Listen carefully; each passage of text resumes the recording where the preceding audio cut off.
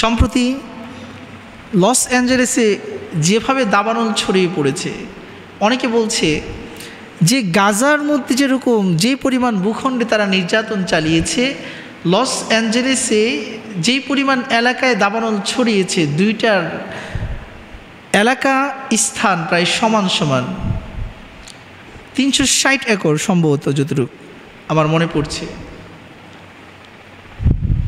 কিন্তু তাদের এত অত্যাধুনিক প্রযুক্তি, এত বিশাল বহর থাকার পরেও তারা দাবানলকে নিয়ন্ত্রণ করতে না পেরে শেষে কি করেছে, কয়েকজন হুজুর এনে আজান দিতে শুরু করেছে।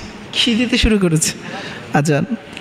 কারণ ঝড় ঝঞ্ঝা বিক্ষুব্ধ সময়ে, বিপদকালীন সময়ে মুমিন বান্দারা যখন আজান দেয়, তখন সেই বিপদ থেকে তাদেরকে রেহাই করে কে? আল্লাহ সুবহানাহু ওয়া তাআলা। শুধু তাই নয়, পৃথিবীর স্বাভাবিক সায়েন্স যেখানে অক্ষম হয়ে যায়, পৃথিবীর বস্তুতান্ত্রিক ক্ষমতা যেখানে শেষ হয়ে যায়, সেখান থেকে দোয়ার কার্যক্রম শুরু হয়ে যায়। কারণ আমরা দুনিয়ার মানুষ বাহ্যিক যেটা দেখি সেটাকেই বিশ্বাস করি। আখিরাতে কি হবে, কবরে কি হবে, আমার হিসাব নিকাশ দিতে হবে কি হবে না, এত ফিকির আমরা করি না। কথা বলেন ঠিক কি না? এই জন্যই তো যদি এত ফিকির থাকতো, আখিরাতের বিশ্বাস যদি আমাদের 100% থাকতো, তাহলে কিন্তু মসজিদগুলো খালি পড়ে থাকতো না।